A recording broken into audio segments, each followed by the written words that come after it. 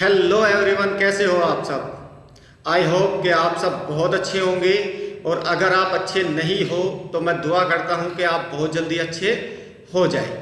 मेरा नाम Yogendra Kumar NBC national business education centre से बात कर रहा हूं।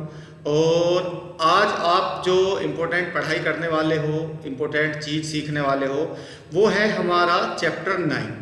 ठीक है। चैप्टर 9 से पहले मैंने कल एक वीडियो ऑलरेडी आपको डिलीवर किया था, जिस वीडियो में मैंने आपको बताया था कि वो चैप्टर 8, वो इम्पोर्टेंट चैप्टर 8 जो ऑलरेडी आपको पता होनी चाहिए कि इससे पहले आपने क्या क्या सीखा किसी भी स्टार्टअप, किसी भी बिजनेस को शुरू करने से पहले। वो 8 चैप्टर आपके लिए बहुत ज़्यादा क्रिटिकल है, क्योंकि उनके बिना, उनकी नॉलेज के बिना आप आधे अधूरे रहोगे और थोड़ा सा इनकम्प्लीट नॉलेज के साथ रहोगे तो हो सकता है मार्केट में कुछ दिक्कतें या कुछ परेशानियों का सामना आपको करना पड़ जाए। लेकिन वो चैप्टर देखने के बाद आपको बहुत ज़्यादा क्लैरिटी हो जाएगी कि आपको किस चीज़ की तैयारी पहले करनी है और किसकी बाद में करनी है। तो मैंने ओवरऑल एक समरी शूट की थी, उस पर ओवरऑल समरी दिखाई थी कि आपने चैप्टर 1 से लेके और चैप्टर 8 तक क्या क्या सीखा। जिन बंदों से वो मिस हो गई हो, जिन बच्चों से वो मिस हो गई हो, वो जाके उसको देख सकता है, इससे पहले ही वीडियो है वो। अब हम बात करने वाले हैं इस चैप्टर को शुरू करने से पहले दूसरे एक इम्पोर्टेंट मुद्दे की। अब वो मुद्दा क्या होता है, वो प्रॉब्लम्स क्या है, वो चीज़ क्या है जिसके लिए मैं इतना कंसर्न हूँ या जिसके लिए लोग बहुत ज़्यादा कंसर्न होते हैं, परेशान होते हैं। देखो, एक चीज़ ध्यान रखना ज़िंदगी में कि मैक्सिमम लोग, जो भी मैक्सिमम लोग हैं, जो चाहे वो स्टूडेंट हो या वो जॉब करने वाला बंदा हो, ठीक है, अब उनके माइंड में कई बार ऐसा होता है कि भाई उनको कोई स्टार्टअप या कोई बिजनेस शुरू करना होता है, लेकिन उनके सामने दो प्रॉब्लम सबसे बड़ी खड़ी होती है। क्या खड़ी होती है? दो प्रॉब्लम जो सबसे बड़ी होती है और सबसे ज़्यादा परेशान उनको करती है। इसलिए वो बच्चे डिसीजन नहीं ले पाते, कहीं ना कहीं सिचुएशन को देख के, कहीं ना कहीं अपने हालत को देख के वो रुक जाते हैं। तो वो दो प्रॉब्लम्स कौन कौन सी है उन पे डिस्कशन कर लेते हैं। नंबर 1, बिजनेस की बात आती है, सबसे पहले माइंड में आता है पैसा। क्या आता है? पैसा। कि सबसे पहले पैसों का अरेंजमेंट कैसे होगा, क्योंकि ऑलरेडी बिजनेस में पैसा लगता है। अगर कोई बंदा ये बोलता है कि बिजनेस में पैसा नहीं लगता तो वो झूठ बोलता है, पैसा लगता है उसमें। हाँ, ये अलग बात है कि आप छोटा करोगे तो कम पैसा लगेगा, बड़ा करोगे तो थोड़ा ज़्यादा पैसा लगेगा। तो स्टार्टिंग में जब आप इनिशियल स्टेज पे होते हो तो आपको बहुत बड़ा करने की ज़रूरत नहीं है, आपको जस्ट स्टार्ट करना है। और कोई भी काम स्टार्ट करने के लिए वो बहुत कम बजट से शुरू हो जाता है, 1000, 2000, 10,000 मैक्सिमम, इतने से स्टार्ट हो सकता है। ठीक है। तो यहाँ पे अब हम बात करते हैं पहले इंपॉर्टेंट पॉइंट्स की कि भाई जो सबसे बड़ी प्रॉब्लम्स आती है वो आती है पैसों की। ठीक है। अब दूसरा जो इंपॉर्टेंट पॉइंट्स होता है, जो और भी क्रिटिकल है, वो आती है टाइम की। कि चलो पैसे का हम मैनेज कर भी ले, ऑलरेडी हम पढ़ाई कर रहे हैं तो टाइम को कैसे मैनेज करें, या हम जॉब कर रहे हैं ऑलरेडी 8 घंटे की, 12 घंटे की, तो हम टाइम को मैनेज कैसे करें, टाइम कैसे निकालें इस काम के लिए। क्योंकि पढ़ाई में भी बच्चा बहुत ज़्यादा बिजी होता है और जो जॉब करने वाले बच्चे होते हैं वो भी बहुत ज़्यादा बिजी होते हैं। अब दोनों कंडीशन में टाइम बहुत ज़्यादा इंपॉर्टेंट होता है, क्योंकि किसी भी काम को करने के लिए टाइम लगता है। अगर वो टाइम ही नहीं होगा तो फिर करेंगे कैसे, तो वो भी पॉसिबल नहीं है। तो ये दो इंपॉर्टेंट पॉइंट्स पे इस चैप्टर को शुरू करने से पहले मैं कुछ बताना चाहता हूँ आपको कि किस तरीके से आप पैसे को मैनेज कर सकते हो और किस तरीके से आप अपने टाइम को मैनेज कर सकते हो। तो फर्स्ट ऑफ ऑल हम चलते हैं पैसे के ऊपर कि भाई जो बच्चे ऑलरेडी स्टूडेंट्स है या जो जॉब कर रहे हैं, इन दोनों के लिए ये पॉइंट इंपॉर्टेंट है और दोनों के लिए मैं बताने जा रहा हूँ। सबसे पहले हम उठा लेते हैं कि पैसों की प्रॉब्लम कैसे सोल्व होगी। नंबर 1 हम ले लेते हैं, सबसे पहले लेते हैं एक स्टूडेंट को। ठीक है। एक स्टूडेंट जिसका माइंडसेट होता है कि भाई वो अपना खुद का स्टार्टअप शुरू करना चाहता है, वो नहीं चाहता किसी की नौकरी करना, वो नहीं चाहता ज़िंदगी भर कि भाई एक लिमिटेड पैसा मेरे पास आता रहे और उसमें मैं अपने शौक या सपने पूरे ना कर पाऊँ। तो एटलीस्ट मुझे कोई ऐसा छोटा मोटा स्टार्टअप करना चाहिए जिससे मैं अच्छा काम कर पाऊँ या अच्छा अपना घर चला सकूँ। एक चीज़ और होती है लोगों का माइंड कई बार क्या होता है, बहुत ज़्यादा पैसे में भी नहीं होता है। ऐसा नहीं होता कि भाई उनको दुनिया का सबसे रिचेस्ट आदमी बनना है या बेशुमार दौलत चाहिए, इससे भी बहुत लोगों का लगाव नहीं होता। लोगों का लगाव क्या होता है कि एटलीस्ट अगर हमारे पास हमें बहुत ज़्यादा पैसा नहीं चाहिए, उतना चाहिए कि अगर मेरी वाइफ किसी चीज़ की डिमांड कर दे या मेरा बच्चा किसी चीज़ की डिमांड कर दे, या हमारे यार दोस्त या रिश्तेदार होते हैं, जैसे शादी फंक्शन होते हैं, जैसे देसी भाषा में बोलूँ सिस्टर की शादी करनी हो या बहन मतलब भात देना हो, या और बहुत सारे होती है ना रिलेशनशिप में बहुत सारी हमारी जो वो होती है कंडीशन होती है कि भाई भात देना है या शादी करनी है, छोटे भाई की शादी करनी है या और बहुत सारी कुछ खरीदना है, तो एटलीस्ट उतना हो जाए कि आप किसी चीज़ में हाथ डालो और वो काम हो जाए। मैं ये नहीं बोल रहा, या बहुत से लोगों का माइंडसेट ये होता है कि उनको इतनी ज़्यादा दौलत नहीं चाहिए होती कि वो दुनिया के सबसे रिचेस्ट आदमी बन जाए या बहुत अमीर आदमी बन जाए। बहुत से लोगों की बता रहा हूँ मैं, सबकी तो मैं बात नहीं कर रहा हूँ, मैं बहुत से मैक्सिमम लोगों की यही होती है कि उनको किसी भी चीज़ की दिक्कत पैसों की वजह से नहीं आनी चाहिए, इसीलिए ही लोग अपना व्यापार शुरू करने की प्लानिंग करते हैं। अब जिन बच्चों का माइंडसेट होता है, जिन स्टूडेंट्स का माइंडसेट होता है कि भाई वो नौकरी नहीं करना चाहते, वो कोई अपना छोटा मोटा व्यापार शुरू करके उसको स्केल करना चाहते हैं, उसको बड़े लेवल पे लेके जाना चाहते हैं। अब स्टूडेंट्स के लिए कौन कौन से तरीके हैं जिनसे वो पैसे का अरेंज कर सकते हैं और अपने लिए एक छोटा सा काम स्टार्ट करने के लिए पैसे मैनेज कर सकते हैं। नंबर 1 आता है, जो पहला पॉइंट आता है वो आता है कि हर एक स्टूडेंट को एक पॉकेट मनी मिलती है। पॉकेट मनी वो पेरेंट्स देते हैं भाई 200, 300, 400 रुपये, तो बच्चा इधर उधर खर्चा ना करके उस पॉकेट मनी को सेव कर सकते हैं 2 महीने, 3 महीने, 4 महीने, 6 महीने, 1 साल, और उसको सेविंग करके रख सकते हैं। क्योंकि ऑलरेडी अभी आपकी पढ़ाई चल रही है, अभी आप पढ़ाई के टाइम में तैयारी तो कर सकते हो बट काम नहीं कर सकते, क्योंकि काम करने के लिए फिर आपको थोड़ा ज़्यादा एफर्ट लगाना पड़ेगा। तो कुछ बच्चे ऐसा होता है पढ़ाई के साथ साथ अपना छोटा मोटा काम भी करते हैं या अपना जॉब पार्ट टाइम जॉब भी कर लेते हैं, लेकिन सब स्टूडेंट ऐसे नहीं होते। कुछ कम स्टूडेंट ऐसे होते हैं जो दोनों चीज़ें करते हैं एक साथ। तो आपको सबसे पहले पॉकेट मनी पे ध्यान रखना है जो भी आपको मिल रही है। उसके बाद अगर आपकी पढ़ाई कंप्लीट हो चुकी है, सपोज मान लो आपकी कंप्लीट पढ़ाई हो चुकी है और आपके पास 10-15 हज़ार रुपये पड़ा हुआ है और ऑलरेडी आपको 10-15-20 हज़ार रुपये की ज़रूरत है, तो पहला पॉइंट्स आता है कि पेरेंट्स कभी भी आपको मना नहीं करेंगे। नंबर 1 जो चीज़ होती है, जो आपके पेरेंट्स होते हैं वो सिर्फ और सिर्फ अपने बच्चे की भलाई के बारे में, अपने बच्चे की अच्छी लाइफ के बारे में सोचते हैं। तो जब भी आपको छोटा मोटा काम करना हो, एटलीस्ट स्टार्टिंग करनी हो और आपको थोड़े से पैसों की ज़रूरत हो, तो पेरेंट्स आपको कभी भी मना नहीं करेंगे। बट हाँ, ये ध्यान रखना कि जो पेरेंट्स आपको पैसा दे रहे हैं वो उनकी खून पसीने की कमाई है, उनकी मेहनत की कमाई है, उसको वेस्ट ना करना गलती से भी। उसको ऐसी जगह लगाना है जहाँ पे आप फेल हो जाओ। सपोज मान लो चलो फेल भी हो जाते हो, तो पेरेंट्स को दुख नहीं होना चाहिए कि चलो एटलीस्ट मेरे बच्चे ने कोशिश की, सही जगह पैसा लगाया और फेल हो गया, कोई दिक्कत नहीं, ठीक है। दूसरा ये हो जाता है।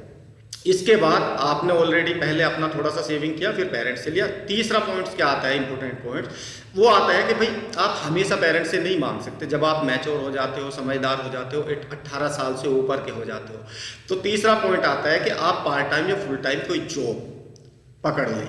वो जॉब रोजी रोटी के लिए ना पकड़े, क्योंकि आपके हो सकता है आपके पेरेंट्स आपसे पैसे की डिमांड ना करते हो, लेकिन बहुत सारे पेरेंट्स ऐसे भी होते हैं जैसे ही बच्चे 18-19 साल का हुआ तो उससे पैसे की भी डिमांड करने लगते हैं। रीज़न क्या होता है कि भाई उनके घर में कुछ प्रॉब्लम्स होती है, कुछ दिक्कतें होती है, कुछ परेशानियाँ होती है, जिसकी वजह से पेरेंट्स अपने बच्चे के ऊपर सपने देखते हैं या अपने बच्चे के ऊपर आस रखते हैं कि मेरा बेटा कमाने लायक हो गया, 1000-2000 की मेरे घर में हेल्प करे। तो उनका भी सोचना सही है और उनका ये जो उनकी डिज़ायर है, जो उनकी चाहत है अपने बच्चे के लिए, वो भी बहुत ज़्यादा ज़रूरी है कि इतना एक्सपेक्ट पेरेंट्स को कर सकते।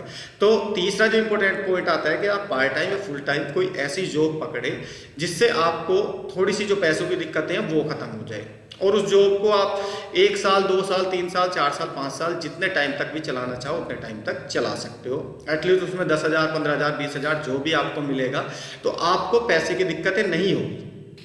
अब इसमें क्या करना है, यहाँ तक कि ये मैंने बहुत सरल और सिंपल तरीके बताए हैं, क्योंकि फर्स्ट टाइम अगर आप किसी अच्छे कॉलेज में एडमिशन लेने के लिए बात करते हो या किसी चीज़ की डिमांड करते हो, तो स्टार्टिंग में पेरेंट्स मना नहीं करेंगे, क्योंकि तुम्हारी ज़िंदगी का सवाल होता है, तुम्हारे फ्यूचर का सवाल होता है। वो एक बारी रिस्क ले लेंगे, 2 बारी रिस्क ले लेंगे, बार बार उनकी बस की नहीं है। तो पहली स्टेज आपकी पॉकेट मनी, दूसरी स्टेज आपके पेरेंट्स, है ना, या यार दोस्त या रिश्तेदार या जो भी आपके हेल्प कर सकते हैं, और तीसरा जब दिक्कतें आने लगे, यहाँ पे भी जाके काम न चले, तो फिर अपनी एक जॉब उसको पकड़ो और उसमें सेविंग करना शुरू करो 10% 20%, और उस पैसे को धीरे धीरे अपने उस सपने को पूरा करने में लगाते रहो या अपने उस बिजनेस को पूरा करने में लगाते रहो जो ऑलरेडी आप करना चाहते हो, है ना। फ्यूचर में जो भी आप बिजनेस या जो भी आप स्टार्टअप करना चाहते हो उसमें थोड़ा थोड़ा पैसा लगाते रहो, उसको धीरे धीरे चलाते रहो। तो ये मेरे 3 इंपॉर्टेंट पॉइंट थे, ये ओनली फॉर स्टूडेंट्स के लिए थे। अब मैं बात करता हूँ जॉब वालों बंदों के लिए, जो ऑलरेडी जॉब कर रहे हैं और जॉब के साथ साथ अपना बिजनेस शुरू करना चाहते हैं। तो जॉब वालों के लिए तो ये कंडीशन है ही नहीं। क्यों? पैसों की कंडीशन उनके लिए नहीं है, क्योंकि ऑलरेडी उनके पास मंथली 10 20 30 40 50 हज़ार रुपये ऑलरेडी आते ही आते हैं। और मैं ये भी जानता हूँ कि भाई जॉब वालों के पास जो है ना सेविंग थोड़ी कम होती है।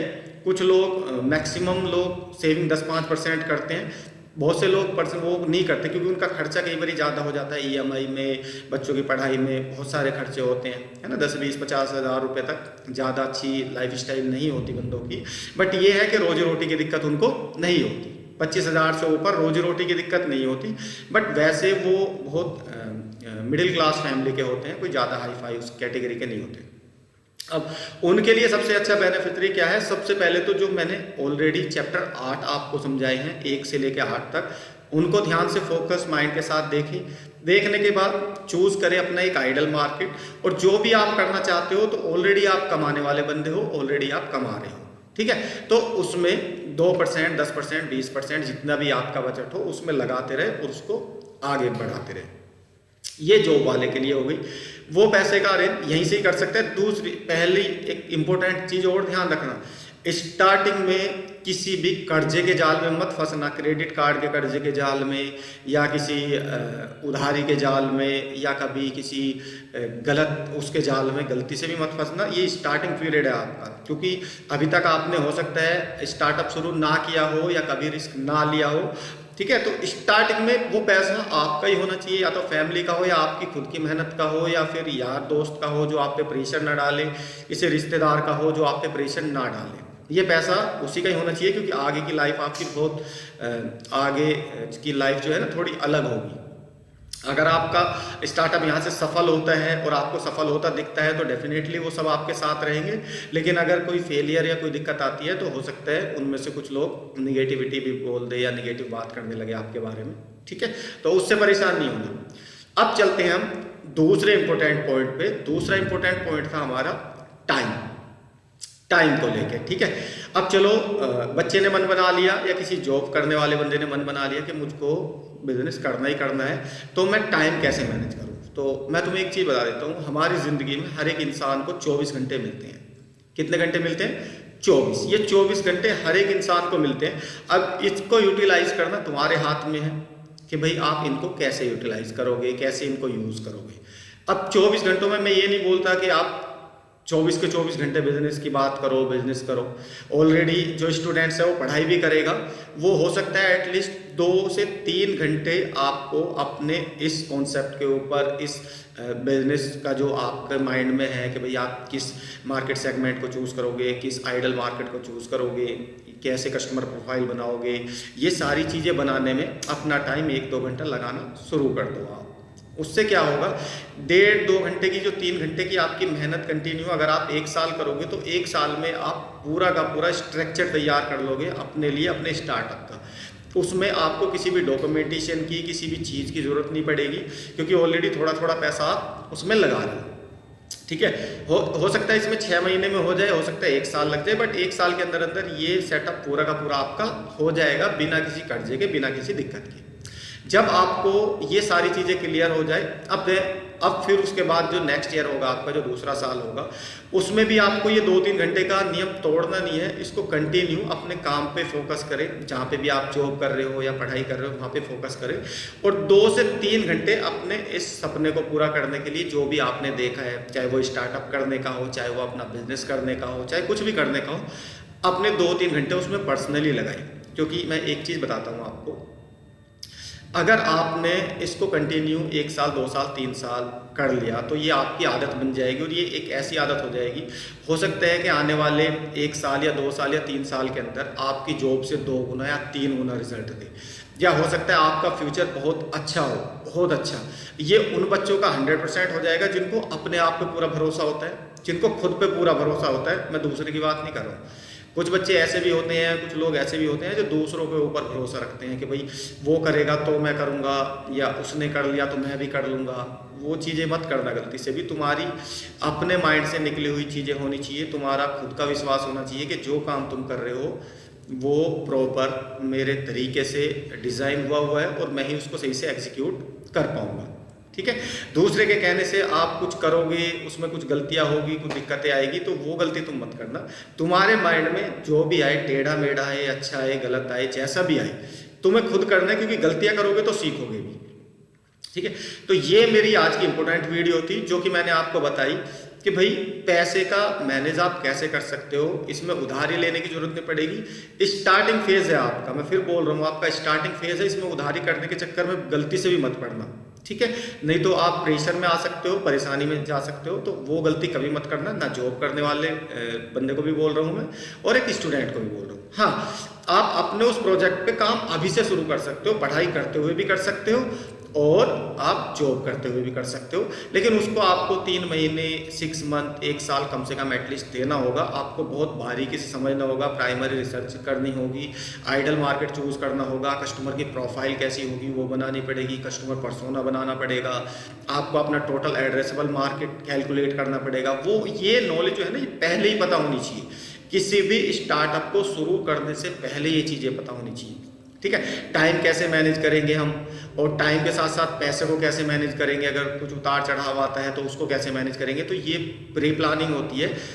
अब यहाँ तक की प्लानिंग में मैंने आपको पूरा अच्छे से स्ट्रॉन्ग कर दिया है। अब जो नेक्स्ट चैप्टर चलेगा अपना, वो चलेगा चैप्टर 9 कि अपने जिस काम को भी आपने शुरू किया उसमें 1000 कस्टमर तक कैसे पहुँचे या उनकी पहचान कैसे करें। ठीक है। तो ये चैप्टर हमारा कल से शुरू होगा। आज के लिए इतना ही। अगर मेरी ये वीडियो आपको अच्छी लगी हो तो please like, share and subscribe ज़रूर कर देना। और अगर कोई दोस्त हो आपका, कोई बंदा हो जो ऑलरेडी अपना कोई स्टार्टअप या बिजनेस शुरू करने की प्लानिंग कर रहा है या सोच रहा है, तो उसको भी 8 चैप्टर को सजेस्ट कर देना। तो आज के लिए इतना ही। मिलते हैं फिर नेक्स्ट वीडियो में।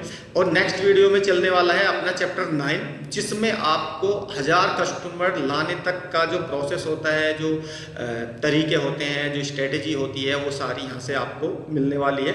इसके भी 3 पार्ट होंगे, चैप्टर 9 के भी 3 पार्ट होंगे, पार्ट 1, पार्ट 2 और समरी। तो चलिए मिलते हैं फिर नेक्स्ट वीडियो में। Thank you so much.